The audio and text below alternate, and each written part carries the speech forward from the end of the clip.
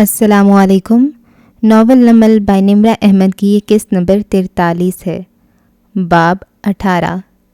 بھاری ہے وہ سر جو پہنتا ہے تاج۔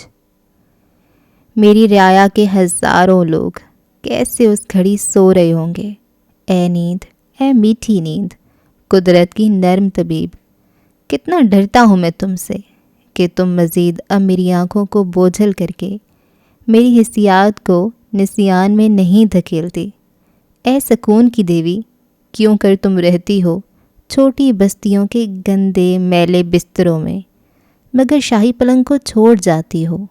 اے نیند، تم اس گستاخ گھڑی کسی بحری جہاز پہ بھیگے ہوئے لڑکے پہ تو مہربان ہو سکتی ہو، مگر اس پرسکون اور خاموش رات میں ہر آسائش اور نعمت ہونے کے باوجود ایک بادشاہ کے سپرد ہونے سے انکاری ہو، مگر اس لیے کہ رہتا ہے بھاری وہ سر جو پہنتا ہے تاج۔ خاور، کرنل خاور نے قتل کیا تمہارے باپ کو۔ جہاں جواہرات ششتر رہ گئیں وہیں ہاشم کے کان کی لوئیں سرخ ہوئیں، آنکھوں میں برہمی عود آئی۔ تم خاور پہ اتنا بڑا الزام کیسے لگا سکتے ہو؟ ایک منٹ، پتلیاں سکیڑے نفی میں سر ہلاتے وہ بولا تھا۔ یہ کیا تمہاری کوئی نئی گیم ہے؟ تم مجھے اور خاور کو توڑنا چاہتے ہو؟ جانتے ہو نا کہ وہ میرا خاص آدمی ہے۔ میں صرف تمہیں اذیت دینا چاہتا ہوں اور اپنی بات ثابت کرنے کی ضرورت مجھے نہیں، تحقیق تم نے خود کرنی ہے۔ جواہرات سفید چہرے کے ساتھ نڈھال سی واپس بیٹھی۔ کیا بکواس ہے یہ سادی؟ پیکیج، پیسے، میرے لیے کام، وہ سب جھوٹ تھے جن کے بہانے تم نے مجھے یہاں بلایا؟ ہاشم نے بیزار سے سر جھٹکا۔ اور میرے باپ کی موت صرف ایک حادثہ تھی۔ کیا ثبوت ہے تمہارے پاس کہ انہیں قتل کیا گیا تھا؟ ہاں، گواہ ہے میرے پاس۔ سادی نے جواہرات کو دیکھتے ہوئے سر کو ہلکا سا خم دیا۔ وہ جو دم بخود بیٹھی تھی چونکی۔ سادی، تم یہ کیا؟ مسز کاردار ہیں گواہ۔ کیوں مسز کاردار؟ کیا آپ نے مجھے نہیں بتایا تھا 2 سال پہلے کہ آپ کو شک ہے خاور پہ؟ ہاشم ایک دم بالکل ٹھہر گیا۔ جواہرات کا سانس تک رک گیا۔ ممی، آپ کو خاور پہ شک تھا؟ اس کی ٹون بدلی، چونک کر ماں کو دیکھنے لگا۔ آرام سے ہاشم، تم دیکھ نہیں رہے وہ خوف زدہ ہیں؟ سادی نے نرمی سے مداخلت کی۔ میں بتاتا ہوں، تمہارے والد کی موت کے کچھ دن بعد جب میں مسز کاردار کی خیریت پتہ کرنے آیا تو انہوں نے مجھ سے اپنے خدشے کا اظہار کیا تھا۔ ان کو شک تھا کہ انہوں نے کھڑکی سے باہر کوئی سایہ سا باتھ روم سے نکل کر اندھیرے میں غائب ہوتے دیکھا تھا۔ انہوں نے کہا وہ ان کے سب سے وفادار ملازم کا سایہ لگتا تھا، مگر وہ پر یقین نہیں تھی۔ میں نے بھی ان کی بات کو سنجیدگی سے نہیں لیا تھا، لیکن قید خانہ انسان کو غور و فکر کے لمبے مواقع دیتا ہے۔ وہ کہے جا رہا تھا مگر ہاشم ٹھیک سے سن بھی نہیں رہا تھا۔ وہ ششتر بیٹھی ماں کے پاس آیا اور سنجیدگی سے پوچھنے لگا، ممی یہ کیا کہہ رہے ہیں؟ کیا واقعی آپ نے کچھ دیکھا تھا؟ جواہرات نے سفید چہرہ اٹھایا، ایک نظر سادی پہ ڈالی، گردن کی زنجیر تنگ ہوئی۔ وہ مسکرا رہا تھا۔ یہی وقت تھا جب وہ سر اٹھا کر ان تمام الزامات سے انکار کر سکتی تھی اور متوقع بلیک میل سے بچ سکتی تھی، مگر سر اٹھانے کے لیے کورے اعمال نامے چاہیے ہوتے ہیں۔ اس نے گلابی نم پڑتی آنکھوں سے ہاشم کو دیکھا۔ وہ فکر مندی اور برہمی کے ملے جلے تاثرات کے ساتھ اس کی طرف متوجہ تھا۔ وہ صرف ایک سایہ تھا، مجھے نہیں یاد میں نے خاور کا نام لیا ہو۔ آنسوؤں سے اس کا گلا رندھا، ہاشم کے چہرے پہ جیسے کسی نے تمانچہ دے مارا تھا۔ تم مجھے کیوں نہیں بتایا؟ زور سے چلاتے ہوئے اس نے بورڈ سے میز کو ٹھوکر ماری۔ میز چائے کے کپ سمیت الٹ گئی۔ جہاں سادی کی مسکراہٹ تھمی، دل زور سے دھڑکا۔ وہاں کچن میں کھڑی میری بھی کانپ گئی۔ میں بوڑھی ہو رہی ہوں، شاید وہ نظروں کا دھوکہ ہو، میں تمہیں پریشان نہیں کرنا چاہتی تھی۔ جواہرات ٹوٹے پھوٹے لفظ بول رہی تھی، بار بار انگلیوں کی پوروں سے چہرہ تھپ تھپاتی۔ میں تو اس بات کو بھول بھال گئی تھی۔ ایک ملامتی بھیگی نظر سادی پہ ڈالی۔ اس نے پلکیں بند کر کے سر کو خم دیا۔ گردن کی زنجیر اب کس گئی تھی۔ ہاشم اٹھ کھڑا ہوا۔ میں نہیں مان سکتا، خاور میرا وفادار ہے، اس کا ڈیڈ سے کوئی جھگڑا نہیں تھا۔ وہ نفی میں سر ہلاتے اب ادھر ادھر ٹہلتے خود کو کمپوز کرنے کی کوشش کر رہا تھا۔ ہو سکتا ہے میں جھوٹ بول رہا ہوں یا میرا اندازہ غلط ہو، تم پوسٹ مارٹم کرنے والے ڈاکٹر سے پوچھ لو۔ ہاشم گھوم کر اس کے پاس آیا، کالر سے پکڑ کر اسے کھینچ کر اٹھایا اور اپنے مقابل لا کر سرخ آنکھوں سے اسے دیکھتے وہ غرایا تھا۔ اگر یہ بات جھوٹ نکلی تو میں تمہیں وہ سزا دوں گا کہ دنیا دیکھے گی، سمجھے تم؟ جھٹکے سے کالر چھوڑا۔ تمہارے باپ کو قتل کیا گیا ہاشم، اگر خاور نے نہیں تو کسی اور نے۔ کس نے کیا ہے یہ اب تمہیں خود کھوجنا ہے۔ ہاشم ایک تیز مگر مضطرب سی نظر اس پہ ڈال کر چلے ممی کہتا دروازے کی طرف بڑھ گیا۔ ٹائی کی نوٹ ڈھیلی کرتا وہ غصے میں لگتا تھا اور شدید بے سکون بھی۔ جواہرات بدقت اپنے قدموں پہ کھڑی ہوئی ملامتی نظروں سے سعدی کو دیکھا۔ اتنی اذیت کیوں دے رہے ہو مجھے اور میرے بیٹے کو؟ کیا ثبوت ہے تمہارے پاس کہ خاور نے یہ سب کیا ہے؟ مضبوط بنانے کی کوشش میں کمزور آواز مزید کپکپائی۔ آپ خوفزدہ نہ ہو، جب تک آپ کے بیٹے آپ کے ساتھ ہیں کوئی آپ کا کچھ نہیں بگاڑ سکتا۔ اس کے الفاظ پہ وہ اندر تک کام گئی۔ اگر یہ جھوٹ نکلا تو میں تمہارا بہت برا حشر کروں گا سعدی۔ دروازے پہ کھڑا ہاشم انگلی اٹھا کر غصے سے تنبیہ کر رہا تھا۔ سعدی نے سینے پہ ہاتھ رکھے سر کو خم دیا۔ ان کے جانے کے بعد وہ جیسے ہی کمرے میں آیا میری پیچھے آئی۔ یہ بہت برا آئیڈیا تھا سعدی۔ وہ شدید پریشان تھی۔ جب خاور کے خلاف کوئی ثبوت ہے ہی نہیں تو وہ کیسے مجرم ثابت ہوگا؟ وہ زخمی سا مسکرایا۔ ثبوت مجھے نہیں ڈھونڈنے، ثبوت مسز کاردار خود پیدا کریں گی، کیونکہ ہاشم ایک بات پہ یقین کر چکا ہے کہ اس کا باپ طبعی موت نہیں مرا۔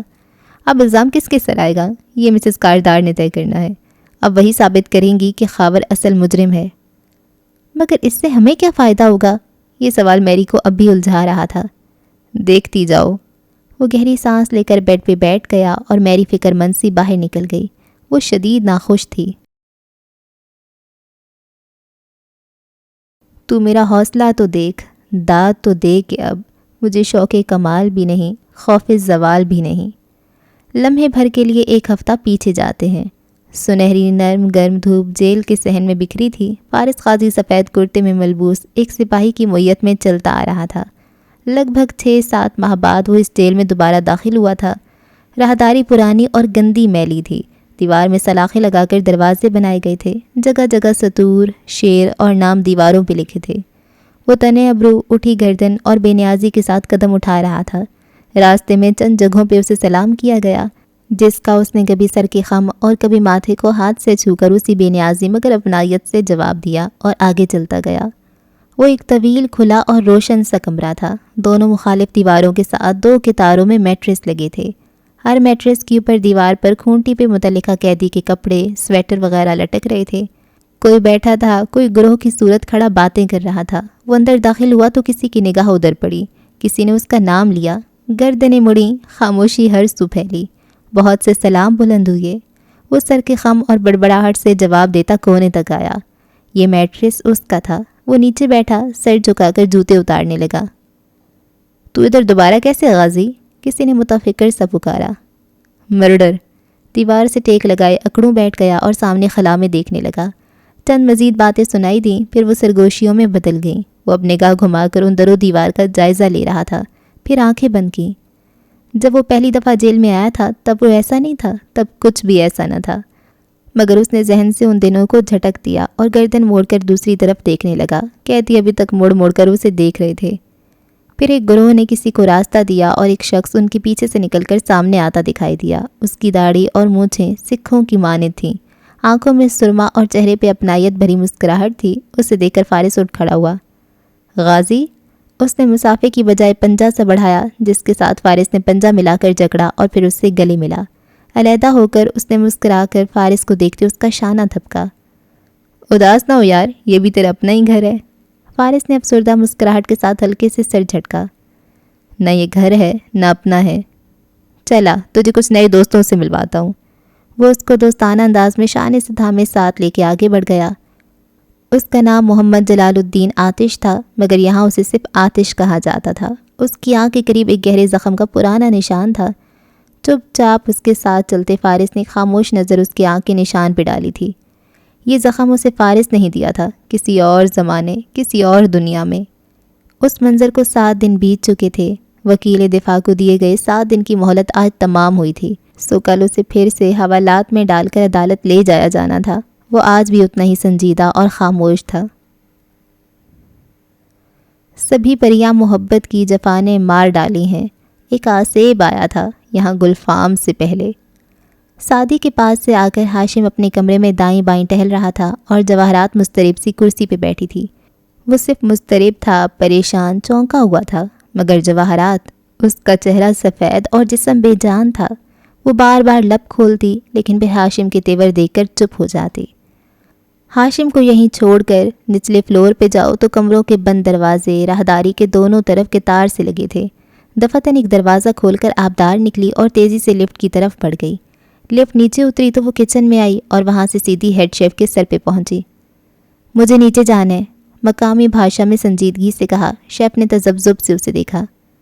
مجھے اجازت نہیں ہے مدام، وسیع صاحب کی غیر موجودگی میں۔ اس نے اسٹینڈ سے ایک تیز چھرا اٹھایا اور اس کی نوک شیف کے کاؤنٹر پہ رکھے ہاتھ کی انگلیوں کے درمیان خلا میں گاڑی، پھر تیکھی نظروں سے اس کا یکدم شل ہوتا چہرہ دیکھا۔ تو مجھے بتاؤ، اگر میں تمہیں قتل کر دوں تو کیا میں جیل جاؤں گی؟ تمہیں نہیں لگتا میرے بابا مجھے فوراً بچا لیں گے؟ ہاں؟ شیف نے آہستہ سے اپنا ہاتھ نکال لیا۔ تھوڑی دیر بعد وہ سعدی کے کمرے کے باہر کھڑی تھی۔ دستک دے کر دروازہ کھولا تو وہ ہنوز مضطرب سا مگر سوچ میں گم بیڈ پہ بیٹھا تھا۔ اسے دیکھ کر چونکا، پھر کھڑا ہوا۔ میں نے وکیل کا نام بتا دیا ہاشم کو، اب تمہیں یہاں آنے کی ضرورت نہیں ہے۔ وہ اندر آئی، دروازہ بند کیا اور بند دروازے سے پشت لگائے، چمکدار آنکھوں اور مسکراہٹ کے ساتھ اسے دیکھا۔ حامان کون ہے؟ سعدی کی گردن میں گلٹی سی ابھر کر معدوم ہوئی مگر آنکھوں میں سختی در آئی۔ ماموں نے تمہارے ذریعے پیغام بھیجا، انہیں تم پہ اعتبار تھا، مجھے نہیں ہے، اس لیے بہتر ہے کہ تم سب بھول جاؤ۔ کون ہے حامان اور کیا کرو گے تم اس کے ساتھ؟ وہ پلکیں جھپکا کر شیطانی معصومیت سے پوچھ رہی تھی۔ کم از کم تمہاری طرح میں لوگوں کو سریرا پٹوایا نہیں کرتا۔ آبی کی مسکراہٹ تھمی، ابرو تعجب سے بھنجے۔ تم نے اس روز بھی مجھ سے یہی بات کی، کتنی ججمنٹل انسان ہو تم نے خود سے فرض کر لیا کہ نوشرواں کو پٹوانے میں میرا ہاتھ تھا۔ محترمہ، آپ کے منگیتر نے خود نوشرواں کو بتایا تھا کہ وہ آپ کا منگیتر ہے، اور یہ کہ اگر اس نے دوبارہ آپ کو تنگ کیا تو اچھا نہیں ہوگا، اس سے بھی انکار کر دیں، اس لیے میں نے کہا نا، مجھے آپ پہ اعتبار نہیں ہے۔ سوگوار کمرے میں ایک دم تناؤ سے در آیا۔ آبی لمحے بھر کو بالکل سن رہ گئی، متحیر، مبہوت۔ وہ جو بہت کچھ کہنے کے ارادے سے آئی تھی، سب بھول کر باہر کو لپکی، پھولے تنفس اور سرخ چہرے کے ساتھ تیز تیز اوپر آئی تھی۔ ایک دروازے کے سامنے رک کر بیل بجائی، پھر بند مٹھی سے اسے بجایا، زور سے۔ جواب موصول نہ ہوا تو اونچا سا بولی، آبدار ہوں، دروازہ کھولو۔ اگلے ہی لمحے دروازہ اندر کو کھلا اور ہاشم کاردار سامنے نظر آیا۔ کوٹ اور ٹائی ندارد، آستین کونیوں تک موڑے وہ ڈسٹرب لگ رہا تھا۔ پس منظر میں کرسی پہ بیٹھی جواہرات دکھائی دے رہی تھی۔ کیسی ہو ریڈ؟ جبراً مسکرانے کی کوشش کی۔ مجھے تم سے بات کرنی ہے۔ وہ برہم نگاہیں اس پہ جمائے سینے پہ بازو لپیٹے ہوئے تھی۔ ابھی میں بات نہیں کر سکتا، بعد میں۔ وہ واقعی اس وقت بات کرنے کی پوزیشن میں نہیں تھا۔ جب نوشرواں مجھے یونیورسٹی میں تنگ کر رہا تھا تو میں نے تمہیں کال کی تھی، صرف تمہیں، اور تم نے میری شکایت کے جواب میں کہا تھا کہ تم سنبھال لو گے۔ کیسے سنبھالا تھا تم نے؟ ہاشم دروازہ بند کر کے راہداری میں آ کھڑا ہوا، بولا کچھ نہیں، بس اسے دیکھتا رہا۔ ایک دن اچانک اس نے مجھے کالز کرنا چھوڑ دیا، دوبارہ کبھی میرے راستے میں نہیں آیا۔ میں نے کبھی نہیں پوچھا کہ کیوں۔ آبی، تم نے اپنے ہی بھائی کو پٹوایا ہاشم؟ وہ بے یقین تھی۔ کس نے بتایا تمہیں؟ تمہارے نئے بیسٹ فرینڈ نے۔ ہلکا سا طنز کیا۔ ہاشم، تم نے میرے کسی منگیتر کا کہہ کر اس کو پٹوایا، تم ایسا کیسے کر سکتے ہو؟ سنو آبدار، اب کہ وہ سختی سے بولا تھا، میرا باپ میرا آئیڈیل تھا۔ کرب سے لمحے بھر کو آنکھیں بند کیں۔ جب میں ہائی اسکول میں تھا تو میں کچھ غلط لوگوں کے ساتھ اٹھنے بیٹھنے لگا تھا۔ میرے باپ نے مجھے ان کے ساتھ پولیس سے پکڑوایا اور تھانے میں ایک رات کے لیے بند کروایا۔ میں اس کے بعد کبھی ان لڑکوں سے نہیں ملا۔ میری پڑھائی ٹھیک ہو گئی، جیسے میرے باپ نے مجھے ہینڈل کیا تھا، میں نے شیرو کو بھی ویسے ہی ہینڈل کیا اور وہ بھی ٹھیک ہو گیا۔ وہ میرا بھائی ہے، اس کی حفاظت مجھے کرنی ہے۔ کیسے، یہ صرف میں جانتا ہوں۔ Good night. ایک اچٹتی نظر اس پہ ڈال کر اس کے منہ پہ دروازہ بند کر کے اندر چلا گیا۔ آبدار ابھی تک بے یقین کھڑی تھی۔ جواہرات اسے آتے دیکھ کر پریشانی سے اٹھی۔ ہاشم، شاید ہم خواہ مخواہ سعدی کی بات کو سیریس۔ میرا باپ قتل ہوا ہے ممی۔ وہ سرخ آنکھوں سے اسے دیکھتا قریب آیا۔ مجھے اپنے باپ کی لاش دیکھ کر ہی سمجھ جانا چاہیے تھا، لیکن میں نے ڈاکٹر پہ بھروسہ کیا۔ سعدی ٹھیک کہتا ہے، میرا تکبر مجھے دھوکہ دے گیا۔ میرا ناقابل تسخیر باپ کیسے قتل ہو سکتا ہے؟ میں یہ ماننے کو تیار ہی نہ تھا، ورنہ ہر چیز میری آنکھوں کے سامنے تھی۔ نفی میں سر ہلاتے وہ نچڑی رنگت کے ساتھ کرسی پہ بیٹھا۔ جواہرات مضطرب سی کھڑی رہی۔ کیا خاور ایسا کر سکتا ہے؟ ہاشم نے بند دروازے کو دیکھا جس کے پار کچھ دیر پہلے آبی کھڑی تھی۔ ممی، خاور بہت کچھ کر سکتا ہے، مجھے بتائے بغیر۔ پھر دونوں ہاتھوں سے اپنی آنکھیں مس لیں۔ مگر وہ میرے باپ کو نہیں مار سکتا۔ ہمیں اس ڈاکٹر سے بات کرنی چاہیے۔ جواہرات نے فوراً موبائل اٹھایا، مگر اگلے ہی لمحے وہ ششدر رہ گئی جب ہاشم نے سختی سے موبائل اس کے ہاتھ سے چھینا۔ کوئی کسی سے بات نہیں کرے گا، صرف میں بات کروں گا اس سے، آپ بھی کسی کو کال نہیں کریں گی۔ انگلی اٹھا کر تنبیہ کی۔ جواہرات کا سانس رک گیا۔ میں تمہاری ماں ہوں ہاشم، اور جو مرا تھا وہ میرا باپ تھا۔ جو بات آپ نے سعدی کو بتائی وہ مجھے نہیں بتائی ممی۔ اس وقت مجھے کسی پہ بھروسہ نہیں ہے۔ گلابی آنکھوں کے ساتھ وہ دکھ سے کہتا اٹھا۔ موبائل اس کے ہاتھ میں تھا۔ آپ پہ بھی نہیں، اور باہر کی طرف بڑھ گیا۔ جواہرات کی آنکھ سے آنسو نکلا اور چہرے پہ لڑک گیا۔ ہاشم زور سے دروازہ بند کر کے جا چکا تھا۔ وہ بالکل اکیلی رہ گئی تھی۔ روز قیامت ہے میرا ہر روز حیات، حشر ہوں اور خود اپنے اندر برپا ہوں۔ اسلام آباد میں اگلی صبح سرد اور نم سی محسوس ہوتی تھی۔ سورج بادلوں کے پیچھے چھپا تھا اور ان بادلوں کا رنگ گناہوں کی طرح سیاہ تھا، گویا سارے شہر پہ اندھیرا سچایا ہو۔ ایسے میں کچہری کی سفید عمارت نکری نکری سی کھڑی تھی، اور ایک وسیع اور بلند ہال کے اندر دیکھو تو راہداریوں کی جہنمی شور سے بے نیاز وہاں عدالتی کارروائی جاری تھی۔ بلند چبوترے پہ اپنی اونچی کرسی پہ براجمان سیشن جج جناب فخر الزمان صاحب ناک پہ اینک جمائے ہاتھ میں پکڑے کاغذ سے پڑھ کر کہہ رہے تھے، فارس طہیر غازی، کیا آپ نے 12 اگست کی صبح ناظم فاروق کے ساتھ مل کر قمر الدین چودھری کو اغوا کیا؟ اور سامنے کٹہرے میں فارس گردن تنے ریلنگ پہ ہاتھ رکھے کھڑا سنجیدگی سے سن رہا تھا۔ صاف ستھرے سفید کرتے میں ملبوس، تازہ بنی شیو اور تازہ کٹوائے بالوں کے ساتھ وہ ہونٹوں کے زخم کے باوجود تندرست و توانا لگ رہا تھا۔ چبوترے سے نیچے اترو تو سامنے دونوں اطراف میں میزیں رکھی تھیں۔ ایک طرف سرکاری پروسیکیوٹر بیٹھا تھا، ساتھ میں 2 وکلا اور بھی تھے۔ دوسری میز کی پیچھے کرسی پہ ٹیک لگائے قلم انگلیوں میں گھماتی زمر بیٹھی سوچتی نگاہوں سے سامنے دیکھ رہی تھی۔ ادھر جج صاحب فرد جرم پڑھ رہے تھے، اور لاش کو کار میں ڈالا اور ناظم فاروق کے ساتھ اسے مقتول کے گھر لے آئے، پھر اسے گھر کے باہر پھینکا اور اسی کار میں فرار ہو گئے۔ جج نے نظریں اٹھا کر اسے دیکھا۔ کیا آپ ان جرائم کا اقرار کرتے ہیں؟ نہیں یور آنر، میں بے قصور ہوں، میں نے یہ اغوا اور قتل نہیں کیا۔ زمر نے نگاہ سامنے رکھے کاغذ پہ ڈالی، اس پہ یہی سوال و جواب لکھے پڑے تھے۔ روٹین کی کارروائی جاری تھی۔ کیا آپ کو 13 اکتوبر کی رات آپ کے گھر سے گرفتار کیا گیا اور آپ سے مذکورہ پستول برآمد کیا گیا؟ نہیں یور آنر، میری گرفتاری کے وقت میرے پاس میری گن نہیں تھی۔ جس پستول کی برآمدگی لکھی گئی ہے وہ پولیس نے میرے اوپر ڈالی ہے۔ وہ پستول نہ میرا ہے نہ میرے پاس سے ملا ہے۔ سنجیدگی سے وہ سوالوں کے جواب دے رہا تھا۔ آپ کس طرح پلیڈ کریں گے؟ آئی پلیڈ انوسینٹ، وہ اسی مکان کی انداز میں بولا۔ زمر نے آخری سوال پہ نظر دوڑائی جو کاغذ پہ لکھا تھا۔ 1 سطر کا سوال، کیا آپ اپنے خلاف گواہ کے طور پر پیش ہونا چاہیں گے؟ اس کا ایک لفظ نہیں میں جواب۔ جج صاحب بھی اب وہی پوچھ رہے تھے۔ فارس طہیر غازی، کیا آپ CRPC 340 کے تحت اپنے خلاف گواہ کے طور پہ پیش ہونا چاہیں گے؟ زمر ہونٹوں میں قلم چباتے اسے دیکھ رہی تھی۔ وہ لہجے بھر کو رکا، پھر اسی ترنی گردن سے بولا، جی یور آنر۔ زمر بجلی کی تیزی سے کھڑی ہوئی۔ یور آنر، مجھے اپنے کلائنٹ سے بات کرنی ہے۔ جج نے گہری نظر فارس پہ ڈالی، دوسری زمر پہ۔ آپ اس سوال کا جواب دینے سے پہلے اپنے وکیل سے کنسلٹ کر لیجئے۔ گویا تنبیہ کی، مگر وہ ویسا ہی مطمئن کھڑا رہا۔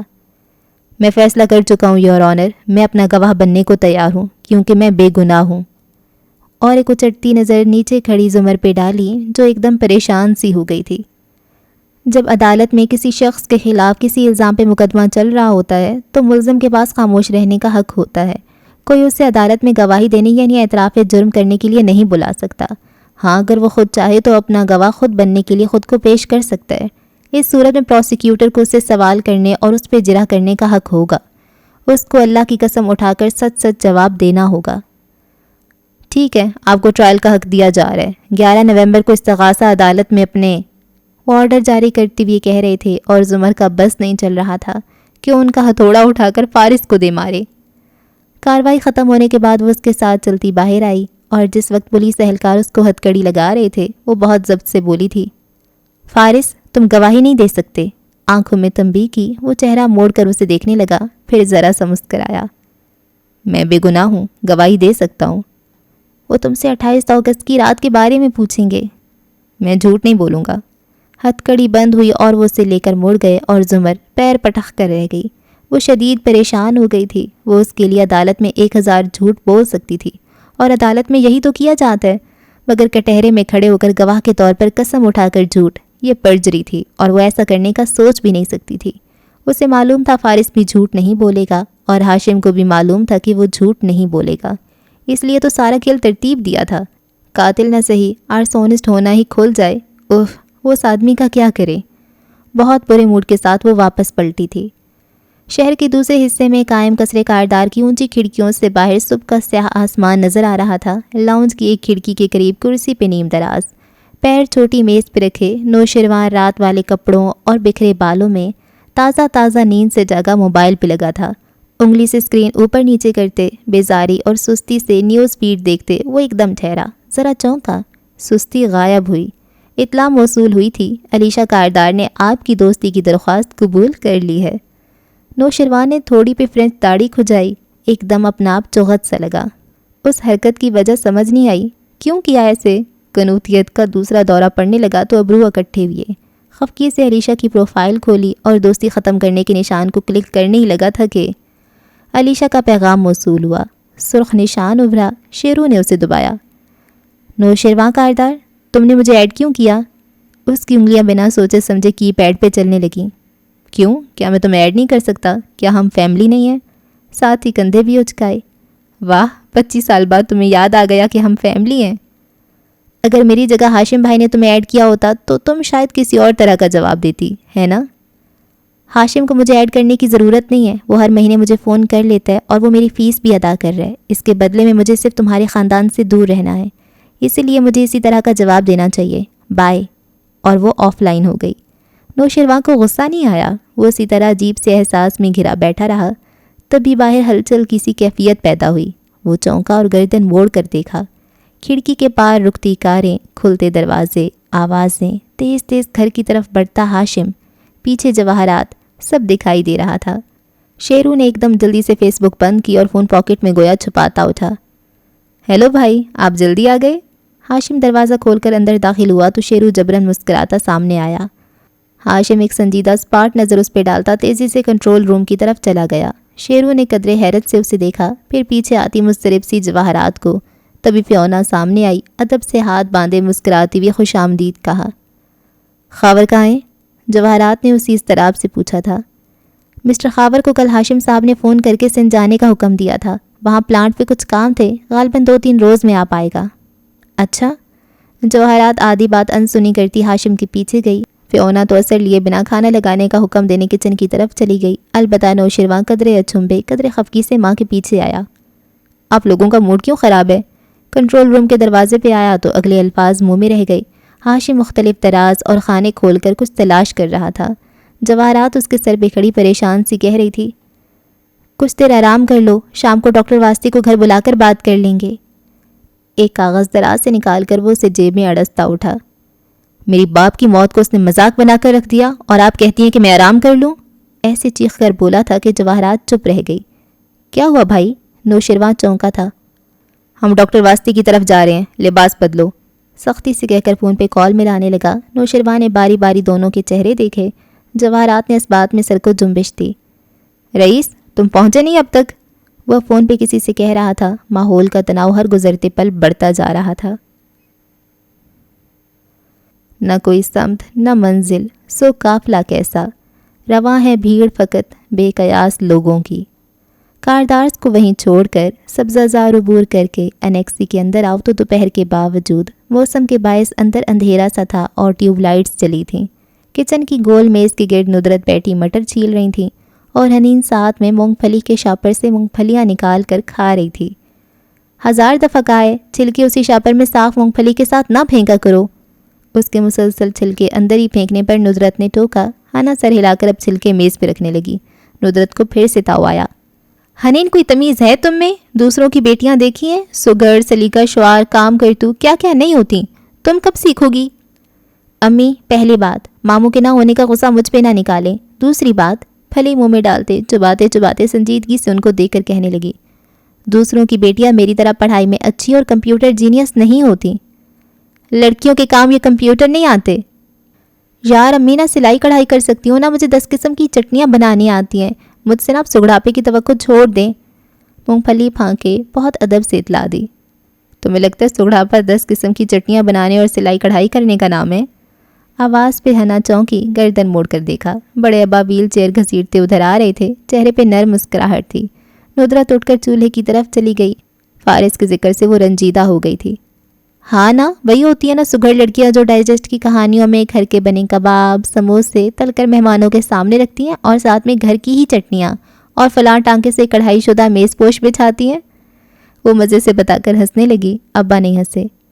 وہ سگڑ نہیں ہوتی، وہ ٹیلنٹڈ ہوتی ہیں۔ یہ تو ٹیلنٹس ہیں، مگر سگڑاپا اس کا نام نہیں ہوتا۔ اس سے پہلے کہ دادا حضور آپ مجھے بتائیں کہ میں پھوڑ ہوں، میں آپ کو بتاتی چلوں کہ آپ کی صاحبزادی کو بھی وکالت کے علاوہ کچھ نہیں آتا، نہ وہ کھانا بناتی ہے نہ سلائی کڑھائی کر سکتی ہے۔ مدافعانہ انداز میں اطلاع دی۔ بالکل، زمر کوکنگ نہیں کرتی، تمہیں تو 2-4 انواع اقسام کی ڈشز بھی بنانی آتی ہیں، اسے وہ بھی نہیں آتی۔ سادہ روٹی چاول، ایک تو سالن کے علاوہ وہ کچھ نہیں بنا سکتی۔ سلائی کڑھائی کو تو اس نے کبھی ہاتھ نہیں لگایا، مگر پھر بھی ہے نا، وہ پھوڑ نہیں ہے۔ سوچو کیوں؟ کیونکہ آپ اس وقت مجھے نصیحت کرنے کے موڈ میں ہیں۔ اس نے ناک سے مکھی اڑائی۔ نہیں، کیونکہ تمہیں پھوڑ کی اصل تعریف نہیں معلوم۔ ہنا نے آنکھیں تیکھی کر کے ابرو اٹھائی۔ پھوڑ وہی ہوتی ہیں جو 10 قسم کی چٹنیاں نہ بنا سکے، میز پوش اور ٹی کوزی پہ کڑھائی نہ کر سکے۔ ہرگز نہیں، پھوڑ وہ لڑکی ہوتی ہے جو صاف ستھری نہ ہو اور جو آرگنائزڈ نہ ہو۔ ہنی نے کندھے جھٹک کر اپنی طرف اشارہ کیا۔ میں تو صاف ستھری بیٹھی ہوں ابا۔ اس کے کپڑے واقعی صاف استری شدہ تھے، بال بھی سلیقے سے فرنچ چوٹی میں گوندے تھے، منہ بھی دھلا نکھرا نکھرا تھا۔ پھوڑ کا دائرہ ایک لڑکی کے اس کے گھر سے تعلق کے گرد پھیلا ہوتا ہے۔ پھوڑ لڑکی وہ ہوتی ہے جس کے باتھ روم کا ٹوتھ برش والا کپ اندر سے صاف نہ ہو، جس کی کچن کیبنٹ کی اوپری سطح پہ گریس کی تہیں جمی ہوں، جس کے پردوں کے راڈ کی اندرونی طرف جالے ہوں، جس کی کچن سنک کی نل والی دیوار صاف نہ ہو۔ اور بتاؤں یا پہلے تم یہی چیزیں چیک کراؤ، کیونکہ تمہاری امی بہت سلیقہ مند اور سگڑ ہیں، مگر پچھلے 3 ہفتے سے فارس کی گرفتاری کی وجہ سے وہ گھر پہ توجہ نہیں دے پا رہی، تو یہ چیزیں تمہاری ذمہ داری میں آتی ہیں۔ جاؤ چیک کر کے آؤ، وہ دھیمی آواز میں کہہ رہے تھے۔ حنین نے مونگ پھلی کا لفافہ پرے دھکیلا اور چمک کر ان کو دیکھا۔ صفائی صداقت کرتا ہے۔ ذرا رکی۔ ٹھیک ہے امی، اب پہلے کی طرح سر پہ کھڑی ہو کر نہیں کرواتی صفائی، مگر میرا باتھ روم اور ہمارا کچن چمک رہا ہوتا ہے ہمیشہ۔ کرسی دھکیل کر اٹھی اور یوٹیوب روٹس والے دکھ سے ابا کو دیکھتی سیڑھیوں کی طرف بڑھ گئی۔ پہلے اپنا بیڈ روم دیکھا، صاف ستھرا پڑا تھا۔ طمانینت کا احساس ہوا، پردے ہٹائے اور اندرونی راڈز دیکھیں۔ دل ایک دم دھک سے رہ گیا۔ جالے؟ مگر بڑے ابا تو کبھی اوپر نہیں آئے۔ باتھ روم میں آئی، تازہ تازہ دھلا تھا، فنائل کی خوشبو، صاف لش چمکتا باتھ روم۔ ذرا خوش ہوئی، پھر ٹوتھ برش کپ ہولڈر سے نکالا اور اندر جھانکا۔ یک تھو، گرا کر سنک میں پھینکا۔ اندر سے پیلا پانی جمع تھا۔ اف، سب کی یہ جگہ میلی ہوتی ہیں۔ اچھا، خود کو تسلی دی، پھر جلدی سے زمر کے کمرے میں آئی، چپکے سے پردے ہٹائے۔ صاف راڈز۔ باتھ روم میں ٹوتھ برش کپ میں جھانکا، اندر سے نکلا صاف ستھرا کپ۔ وہ جذبز ہوئی۔ سارا گھر صداقت صاف کرتا ہے، پھر فرق کیوں؟ اس نے زمر کی الماریاں کھولیں، دراز نکال کر دیکھے، ہر شے سلیقے سے طے شدہ رکھی تھی۔ ایک اس کی الماری کھولنے پر کپڑے باہر کو کیوں ابلتے تھے؟ دراز کیوں زلزلے کے بعد کے علاقوں کی طرح لگتے تھے؟ ابا بھی نا؟ تھپ تھپ کرتی نیچے آئی اور خفکی سے ان کے سامنے بیٹھی۔ انہوں نے مسکرا کر اطمینان سے اسے دیکھا۔ کتنی چٹنیاں اور مربے ملے میری بڑی بیٹی کی الماری سے میری چھوٹی بیٹی کو؟ انہوں نے سادگی سے سوال کیا۔ دیکھیں، میں جیسی ہوں ٹھیک ہوں، کوئی کسی چیز میں اچھا ہوتا ہے، کوئی کسی میں، پھر مجھے نہ اتنا ٹائم ملتا ہے نہ موقع کہ گھر کے کام کروں۔ ابا رازداری سے قریب ہوئے اور آہستہ سے بولے، ساری سست نکمی اور پھوڑ لڑکیاں یہی کہتی ہیں۔ ہنا نے شدید ناراضی سے ان کو دیکھا، وہ اب ویل چیئر موڑ رہے تھے۔ تمام عمر بگولوں کی فصل کاٹے گا، کہا تھا کس نے کہ صحرا کی آبیاری کر۔ اس تاریخ سی دوپہر ڈاکٹر واسطی جو سرکاری اسپتال میں ہیڈ آف ڈپارٹمنٹ تھے، ہسپتال کے پارکنگ ایریا کی طرف جا ہی رہے تھے کہ ایک سیاہ شیشوں والی کار ان کے سامنے آ رکی اور 2 سوٹ میں ملبوس افراد باہر نکلے۔ آپ کے گھر پہ ہاشم کاردار آپ کا انتظار کر رہے ہیں، اور کار کا دروازہ کھول دیا گویا اندر بیٹھنے کا اشارہ ہو۔ ڈاکٹر واسطی کا چہرہ ایک دم سفید پڑنے لگا۔ جس وقت وہ ان افراد کے ہمراہ اپنے ہی گھر میں کسی یرغمال کی طرح داخل ہوئے، سامنے ڈرائنگ روم کا دروازہ کھلا تھا اور بڑے صوفے پہ ہاشم کاردار براجمان نظر آ رہا تھا۔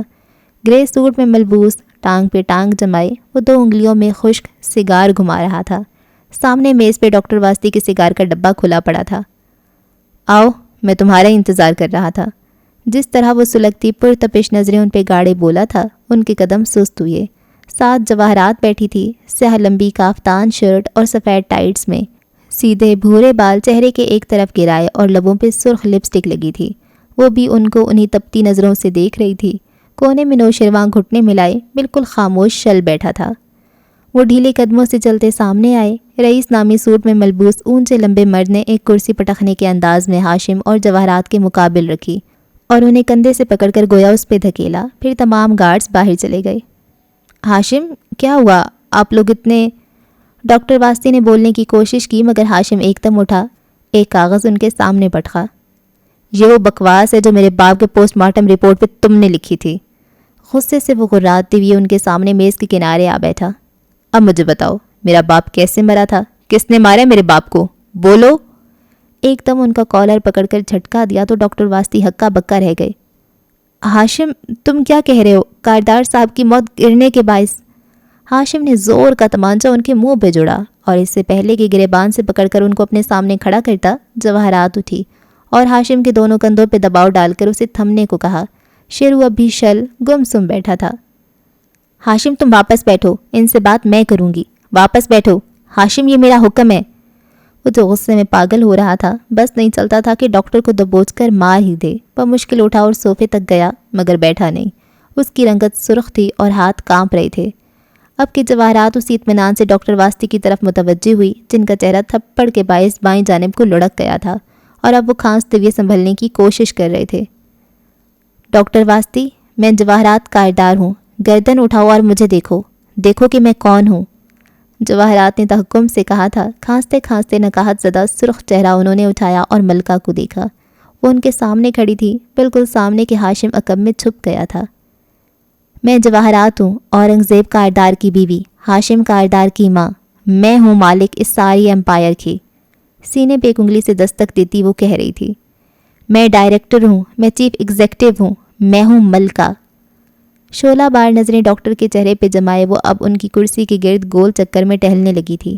ڈاکٹر واسطی کے ایک رنگ آ رہا تھا، ایک جا رہا تھا۔ بار بار کچھ کہنے کو لب کھولتے پھر بے چارگی سے بند کر دیتے۔ اس وقت ڈاکٹر واسطی، اس کمرے میں ساری طاقت کی مالک میں ہوں۔ یہاں سب میرے حکم پہ چلتے ہیں، سب میرے پابند ہیں، اور جو دھوکہ تم نے ہمارے خاندان کو دیا ہے وہ دراصل تم نے مجھے دیا ہے۔ گھوم کر ان کے سامنے آتی وہ چبا چبا کر کہہ رہی تھی۔ ہاشم ابھی تک بپھرا کھڑا غصے سے یہ سب دیکھ رہا تھا۔ شیرو کی نظریں ڈاکٹر کے چہرے پہ جمی تھیں اور لب سلے تھے، مہر بند۔ اگر اس وقت تمہیں کوئی سزا دے سکتا ہے تو وہ میں ہوں۔ اس وقت تمہیں اگر کوئی فنا کر سکتا ہے تو وہ میں ہوں۔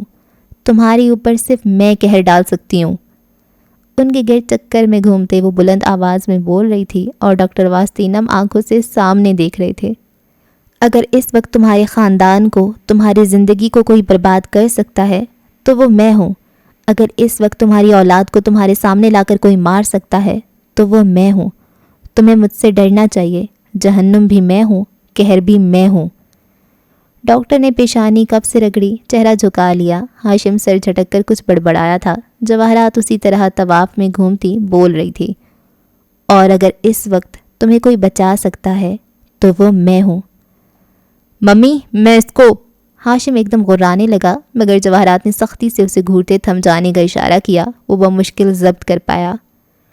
اگر اس وقت تمہیں کوئی معاف کر سکتا ہے تو وہ بھی میں ہوں۔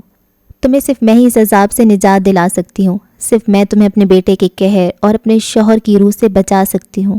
صرف میں تمہارے خاندان کو اس وقت اس شخص سے بچا سکتی ہوں جس کے کہنے پہ تم نے رپورٹ بدلی۔ صرف میں تمہاری ڈھال بن سکتی ہوں۔ اونچا اونچا غرانے کے انداز میں کہتی وہ ہنوز ان کے گرد طواف کر رہی تھی۔ ڈاکٹر نے دونوں ہاتھوں میں چہرہ گرا لیا۔ میں ہی رحم ہوں، میں ہی مرحمت ہوں، میں ہی قہر ہوں، میں ہی تمہاری خدا ہوں اس وقت۔ 7 چکر مکمل ہوئے۔ وہ اب ان کے سامنے میز کے کنارے پہ آ ٹکی اور تنی گردن کے ساتھ ان کو دیکھا۔ اب مجھے بتاؤ، کس کے کہنے پہ ہم سے جھوٹ بولا تھا؟ ڈاکٹر واسطی نے چہرہ اٹھایا، سفید رنگت اور نم آنکھوں سے اس شیرنی کو دیکھا، پھر پیچھے کھڑے ہاشم کو جس کا چہرہ ابھی تک سرخ تھا۔ کرنل خاور۔ بدقت الفاظ ڈاکٹر واسطی کے لبوں سے نکلے، آنکھ سے ایک آنسو بھی ٹوٹ کر گرا تھا۔ کرنل خاور نے مجھے دھمکایا تھا، میں نے ڈر کے باعث اپنے خاندان کی حفاظت کے لیے کیا یہ سب؟ جواہرات کے لبوں سے اطمینان انگیز سانس نکلی، گردن مزید تن گئی۔ مڑ کر ہاشم کو دیکھا جس نے لمحے بھر کو آنکھیں میچ لی تھیں، پھر نڈھال سا صوفے پہ بیٹھ گیا۔ کچھ دیر کو وہ بالکل لاجواب ہو گیا تھا۔ کسی نے نہیں محسوس کیا کہ خاموش سا نوشیروان اٹھ کر باہر چلا گیا تھا۔ ہم کیسے مان لیں کہ تم سچ بول رہے ہو؟ کرنل خاور ہمارا وفادار ملازم ہے۔ جواہرات اب بلند آواز میں ڈاکٹر کو مخاطب کر رہی تھی۔ ہاشم بھی چہرہ اٹھا کر دیکھنے لگا۔ میں سچ کہہ رہا ہوں، اس نے مجھے جان سے مارنے کی دھمکی دی تھی، وہ بے چارگی سے بولے تھے۔ کیا ثبوت ہے اس کا کہ وہ تمہیں دھمکا رہا تھا؟ ثبوت؟ وہ ٹھہرے، باری باری دونوں کی صورتیں دیکھیں۔ اس کے کام ہونے کے بعد میرے اکاؤنٹ میں پیسے ٹرانسفر کیے تھے۔ تم نے وہ پیسے رکھ لیے؟ جواہرات نے آنکھیں نکالی۔ مجھے معاف کر دیں مسز کاردار، میں مجبور تھا، میں نہ رکھتا تو وہ مجھ پہ شک کرتا، میں آپ کو نہیں بتا سکتا تھا، وہ بہت خطرناک آدمی ہے۔ جو تم کہہ رہے ہو اس کی میں خود تصدیق کرواؤں گا، اور اگر یہ جھوٹ نکلا تو یاد رکھنا میں تمہاری جان لے لوں گا۔ خیر چھوڑوں گا تو میں تمہیں اب بھی نہیں۔ ہاشم تن فن کرتا وہاں سے نکل گیا۔ جواہرات نے ایک فاتحانہ مگر آسودہ نظر ڈاکٹر پہ ڈالی جنہوں نے اس بات میں سر کو خم دیا تھا، پھر وہ اسی اعتماد کے ساتھ باہر نکل گئی۔ ہم آنکھیں بند کر کے اس کی بات نہیں مان سکتے ہاشم، تم تصدیق کرواؤ، بغیر تصدیق کے خاور کو الزام دینا۔ باہر وہ بڑے سبھاؤ سے کہہ رہی تھی جب ہاشم نے تیزی سے اس کی بات کاٹی۔ اگر آپ اس وقت مجھے بتاتی تو میں دیکھتا خاور میری ناک کے نیچے یہ سب کیسے کرتا ہے، مگر آپ نے ممی، ملامتی نظروں سے اسے دیکھتے اس نے سر جھٹکا۔ آپ نے سعدی کو بتایا مگر مجھے نہیں، اور رخ موڑ لیا۔ جواہرات بالکل لاجواب بیٹھی رہ گئی۔ نئی ایک داستان لکھیں گے ہم نے سوچ رکھا ہے، ختم کر دیں گے سبھی قصے مگر آرام سے پہلے۔ جب وہ گھر کے سامنے اتری تو انیکسی کی طرف سے زمر چلی آ رہی تھی، سفید لباس اور سیاہ کوٹ میں ملبوس، گویا ابھی سماعت سے لوٹی تھی۔ ہاشم اور شیرو اندر چلے گئے تھے مگر جواہرات رک گئی تھی۔ زمر قریب آئی، نرمی سے مسکرا کر اس سے ملی۔ مسز کاردار، مجھے آپ سے ایک کام ہے۔ شیور ہنی، بولو۔ وہ بھی نرمی سے اس کا ہاتھ تھامے اسے سبزہ زار پہ آگے لے آئی۔ میں نے فارس کو بمشکل قائل کیا کہ وہ اپنے گواہ کے طور پہ خود پیش ہو۔ اوہ، مگر یہ تو اچھا آئیڈیا نہیں ہے۔ مسز کاردار، زمر نے مسکرا کر اس کے ہاتھوں پہ اپنے ہاتھ رکھے۔ دونوں سبزہ زار پہ آمنے سامنے کھڑی تھیں، اوپر سے بادل ابھی تک بوجھل تھے اور ہلکے ہلکے گرج بھی رہے تھے۔ آپ بھول گئیں میں نے فارس سے کیوں شادی کی تھی؟ جواہرات ذرا چونکی، پھر مسکرائی۔ تم اس کو اسی کی گواہی میں پھنسانا چاہتی ہو؟ تو کیا تم ہی نے اس کو اس مقدمے میں؟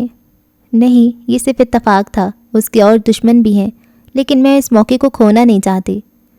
مگر وہ عقل مند ہے، گواہی محتاط طریقے سے دے لے گا۔ جواہرات نے بظاہر لا علمی ظاہر کی۔ زمر قدرے قریب ہوئی اور مسکرائی۔ نہیں، وہ نہیں دے گا، کیونکہ عین اس وقت وہ کہیں اور کسی اور جرم میں ملوث تھا۔ میں اس کو پھنسا لوں گی، اپنا انتقام لے لوں گی، مگر یہ صرف تب ہی ممکن ہے جب وہ گواہی کے لیے کٹہرے میں آئے۔ وہ راضی ہے تو کیا مسئلہ ہے؟ مسز کاردار، میں نے بہت اداکاری سے اسے قائل کی ہے، اب مجھے اس کی گواہی کے وقت تک خود کو اس کا مخلص وکیل ثابت کرنا ہوگا۔ مگر وہ ڈیفنس وٹنس 1 کے طور پہ پیش ہوگا۔ خود سوچئے، بھی تمام پروسیکیوشن وٹنس پیش ہوں گے، کورٹ وٹنس پیش ہوں گے، اس کے بعد ڈیفنس وٹنس 1 کی باری آئے گی۔ مہینے لگتے ہیں اس کارروائی میں۔ پھر اپنائیت سے اس کا ہاتھ دبایا۔ آپ نے میری مدد کا وعدہ کیا تھا، پلیز میری مدد کریں، میں زیادہ عرصہ اداکاری قائم نہیں رکھ پاؤں گی۔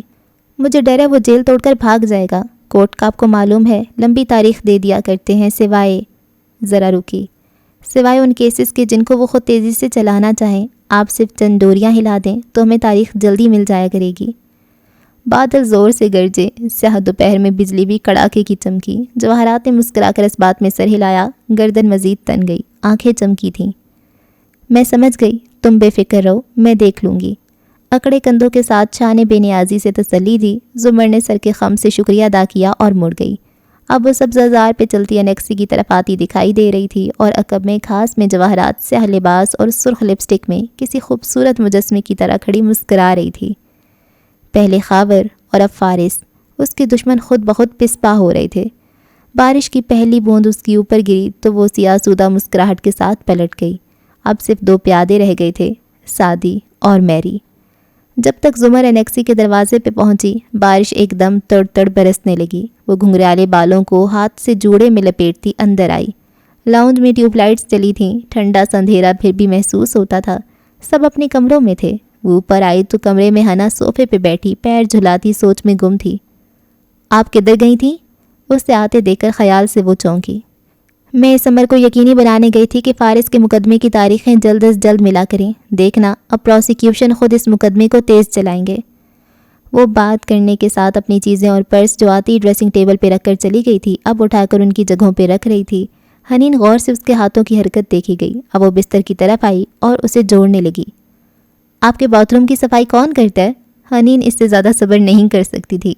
कंबल तय करके जुमर के हाथ रुके, कदरे अचंभे से उस सवाल पे उसे देखा। सदाकत करता है, कभी मैं खुद करती हूँ।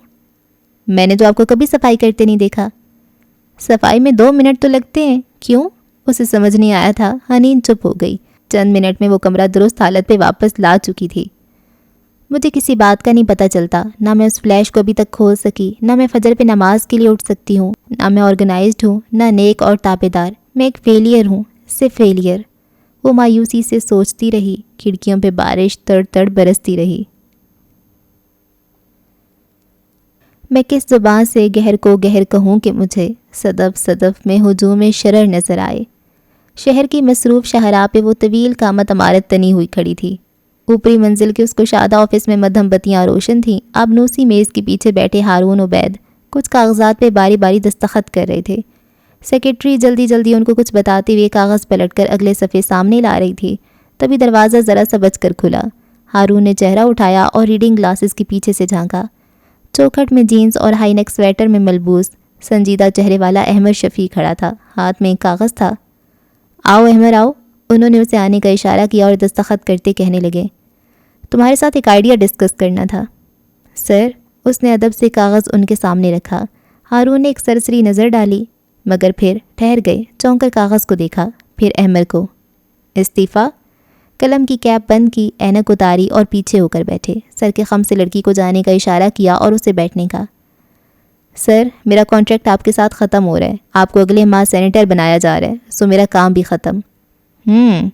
वो कलम हाथों में घुमाते गौर से उसे देखने लगे। तुम खफा हो किसी बात पे? नहीं सर, मुझे बस एक बेहतर जॉब मिल गई है। वो फीका सा मुस्कराया। अच्छा, गुड। किसके यहाँ? अभी कुछ कहना कबल अज़ वक्त है, मैं ज्वाइन करने के बाद ही बता सकता हूँ। उस बात पे हारून ने आंखें सुकेड़ कर उसे देखा। मैंने तुम्हारे जेल वाले दोस्त के लिए सिफारिश कर दी थी। मेरी बेटी भी बिलखसूस उसके लिए वहाँ गई थी। तुम श्योर हो कि तुम हमसे खफा नहीं हो? नहीं सर, मेरी इतनी औकात नहीं। मैं आपका शुक्रगुजार हूँ, आपने मुझे बहुत कुछ सिखाया है। कॉन्ट्रैक्ट रीन्यू करने के बारे में सोच सकता हूँ मैं? वो कायल नहीं हुए थे, सो उसे पेशकश थी। सर, आप जब बुलाएंगे मैं हाजिर हो जाऊँगा, मगर मैं उस दूसरी जगह वाकई जॉब करना चाहता हूँ, अहमद मतानत भरी संजीदगी से कह रहा था। Okay okay. सर इस बात में हिलाते वो उस कागज़ पे दस्तखत करने लगे। वो खामोश बैठा देखता रहा। जब वो इमारत से निकलकर ज़ेरे ज़मीन पार्किंग एरिया में अपनी कार की तरफ बढ़ रहा था तो उसके करीब एक लंबी शीशों वाली कार आ रुकी। तहखाने में ऊंचे गोल सतूनों से खड़े उस पार्किंग लॉट में खाली कारें दूर दूर तक खड़ी थीं। रोशनी कम थी, वीरानी और खामोशी। ऐसे में अहमद ने वीरान नज़रों से सह लंबी कार को देखा, जिसमें से गार्ड निकलकर बाहर खड़े हो गए थे और पिछला दरवाज़ा खोल दिया था। अंदर खुली सी जगह थी और 2 नशिस्तें आमने सामने बनी थीं। एक नशिस्त खाली थी और दूसरी पे तमकनत सी बैठी जवाहरात मुस्कुरा रही थी। Hello again Ahmad. अहमद ने सर को खम दिया और अंदर उसके सामने आ बैठा। दरवाज़ा बाहर से बंद कर दिया गया। दोनों तन्हा रह गए। तुम्हारा शुक्रिया डॉक्टर वास्ती वाले मामले के लिए, वो मुस्कुरा कर गोया हुई। हाशिम ने जवाहरात को उसका सेल फ़ोन उसी रोज़ वापस कर दिया था, मगर उसने बाहर जाकर एक पे फ़ोन से अहमद को कॉल की थी। होटल का फ़ोन, अपना मुलाजिम, उसे किसी पे भरोसा ना था। अहमद से उसने मदद मांगी थी, बदले में एक ऑफ़र दी थी। एक काम हो चुका था, दूसरा होने जा रहा था। ज़्यादा मुश्किल नहीं था। आप खावर को हाशिम की नज़र में मातूब साबित करना चाहती थी। मैंने बैक डेट्स में उन दोनों के अकाउंट्स में हेर फेर करवा दी है। हाशिम चेक करेगा तो सारा काम जेन्युइन मिलेगा। बैक डेट्स में दोनों के फ़ोन बिल्स में भी रद्दोबदल की गई है। मैं ऐसे एल्गोरिदम्स इस्तेमाल करता रहता हूँ, वो फ़ोन रिकॉर्ड भी निकलवाएगा। मुझे सिर्फ यही साबित करने को कहा था आपने कि खावर ने डॉक्टर के साथ मिली भुगत से कोई काम करवाया है। तारीख 2.25 साल पहले की दी आपने, मगर ये नहीं बताया कि मामला क्या था। तुम जानते हो वो मैं नहीं बताऊंगी। मुस्कुराते हुए अपने एयरिंग पे उंगली फेर रही थी। क्यों ना हम इस ऑफ़र के बारे में बात करें जो मैंने तुम्हें दी थी? अहमद ने गहरी सांस ली।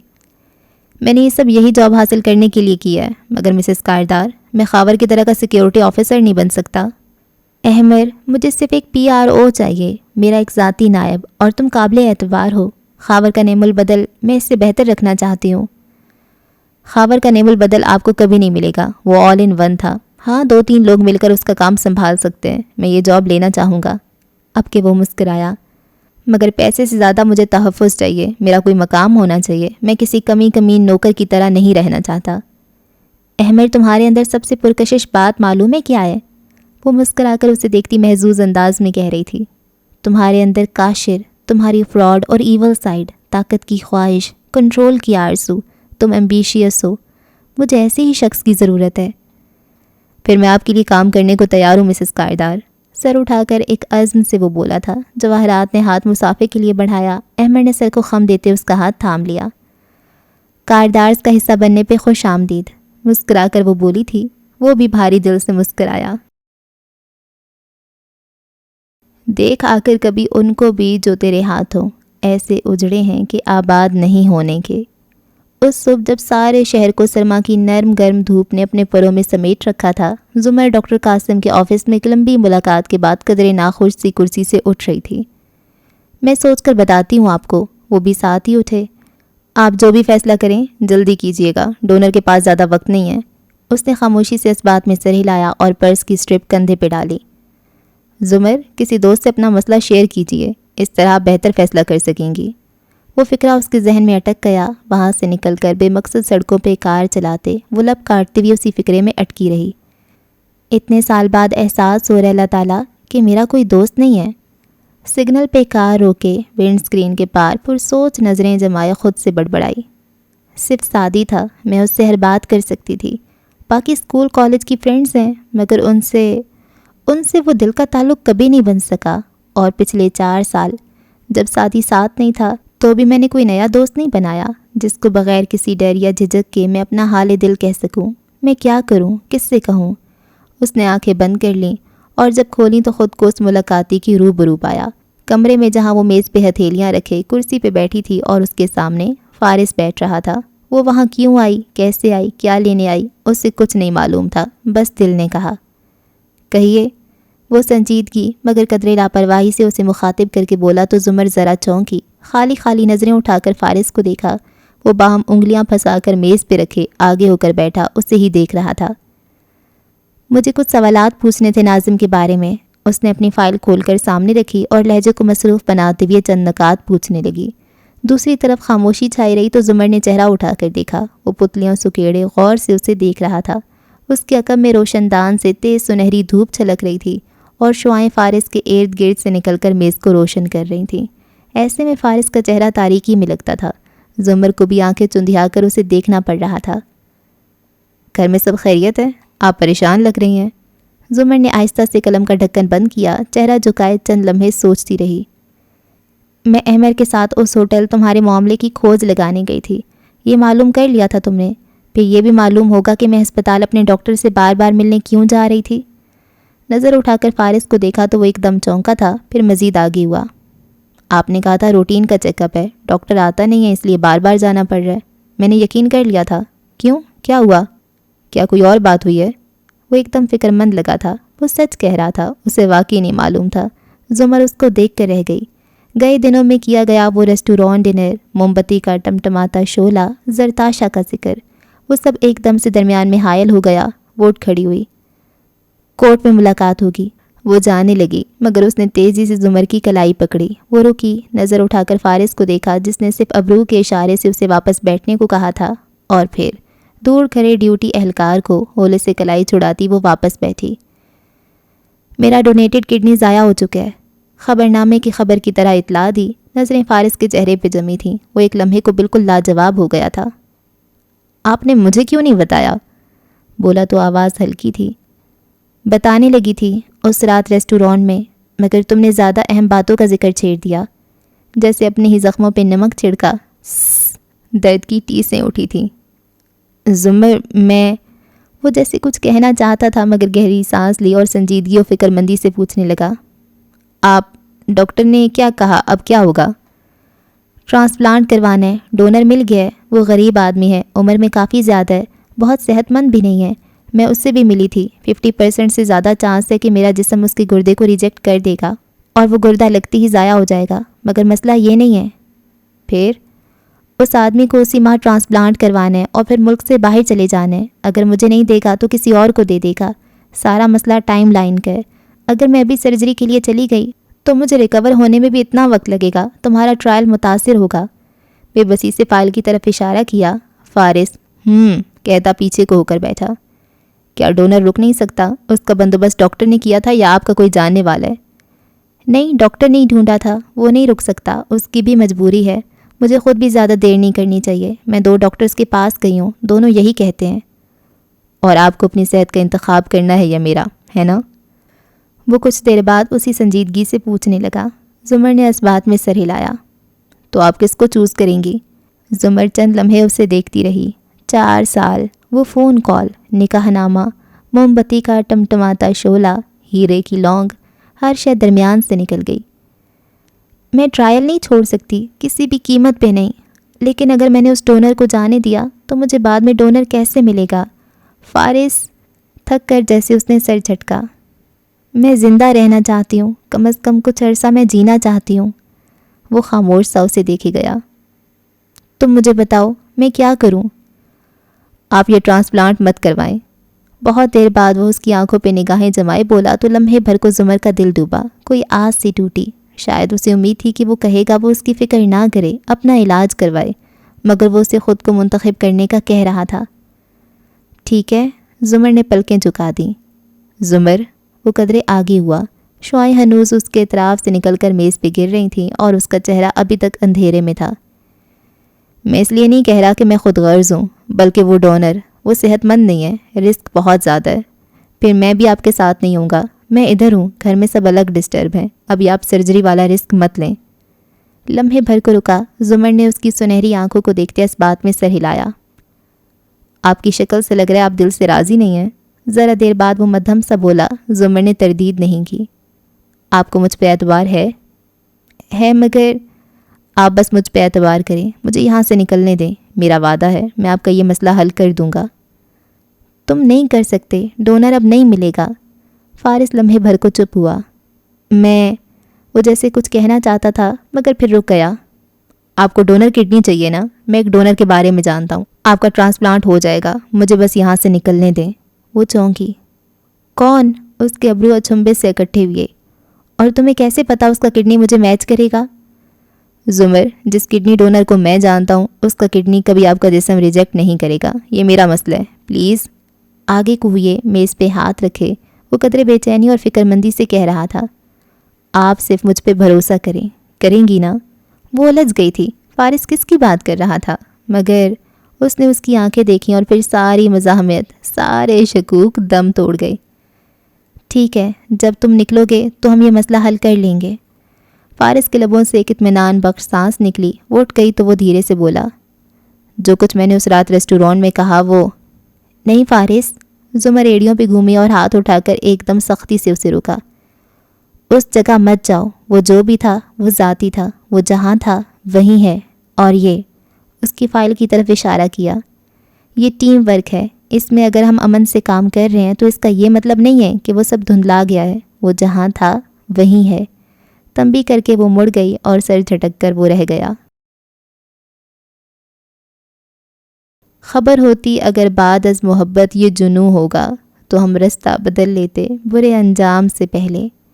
اس چمکیلے دن جہاں اب بھی سڑکوں اور سبزہ زاروں پہ گزشتہ روز کی بارش کا پانی ہلکا ہلکا ٹھہرا نظر آتا تھا، وہ اونچی کوٹھی اپنے ستونوں پہ کھڑی، بالکل خشک اور نکھری نکھری سی کھڑی تھی۔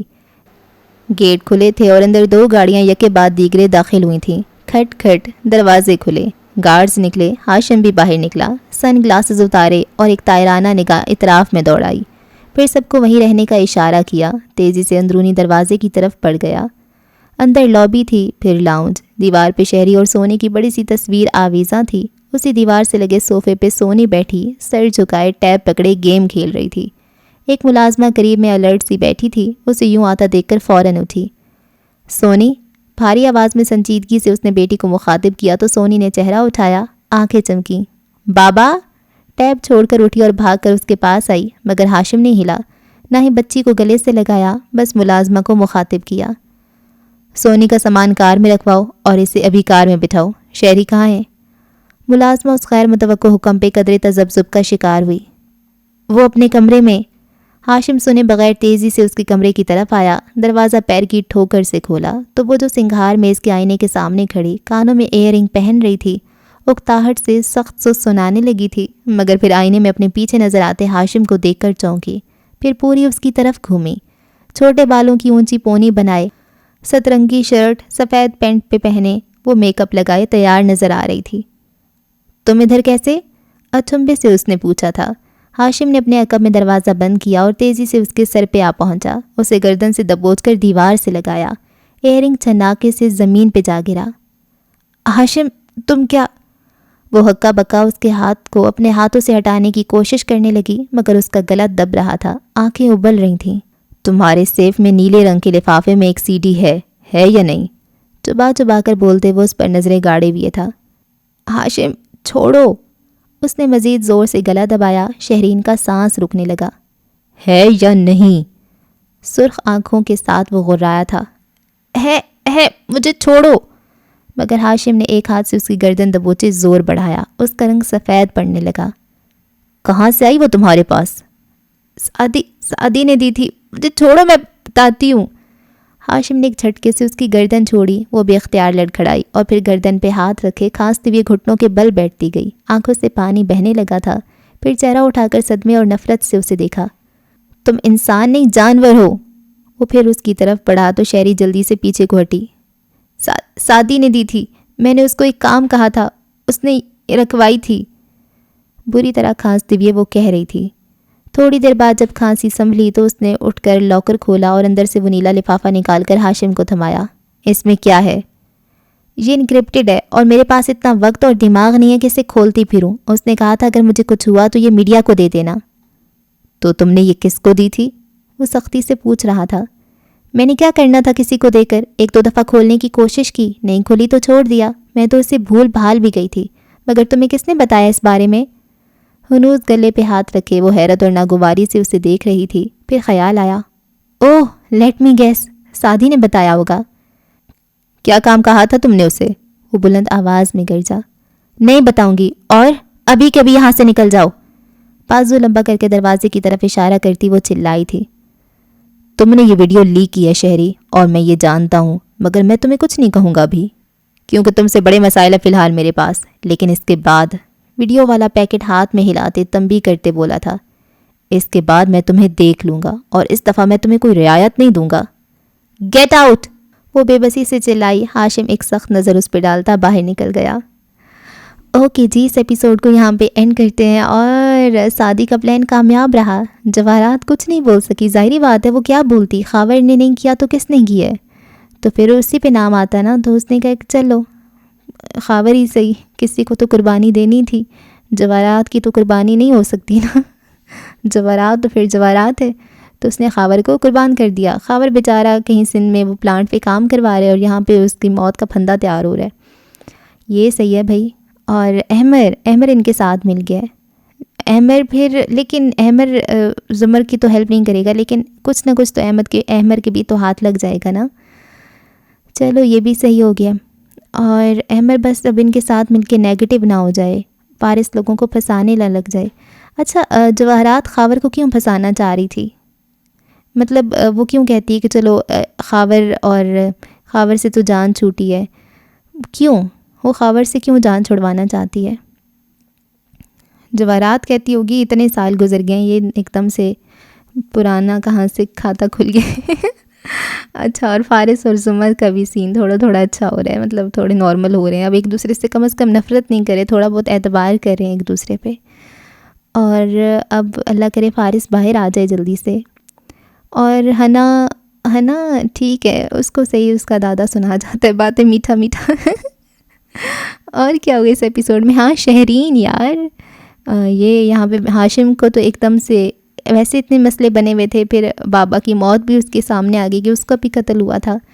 तो डॉक्टर वास्ती तो फिर बच ही जाएगा, लेकिन शहरीन बेचारी خواہ مخواہ پھنس گئی ہے، اس نے تھوڑی نہ لیک کروائی تھی، سعدی نے بھی نہ صحیح ایک الگ سے بندہ ڈھونڈا یہ ویڈیو کے لیے، اپنی فیملی میں سے کسی کو نہیں دی اور فیملی نے وہ لیک کروائی ہے۔ یہ صحیح گیم کھیل رہے ہیں اب۔ اچھا جی، ہوتی ہے اگلی ایپیسوڈ میں ملاقات، رکھیں دعاؤں میں یاد، اللہ حافظ۔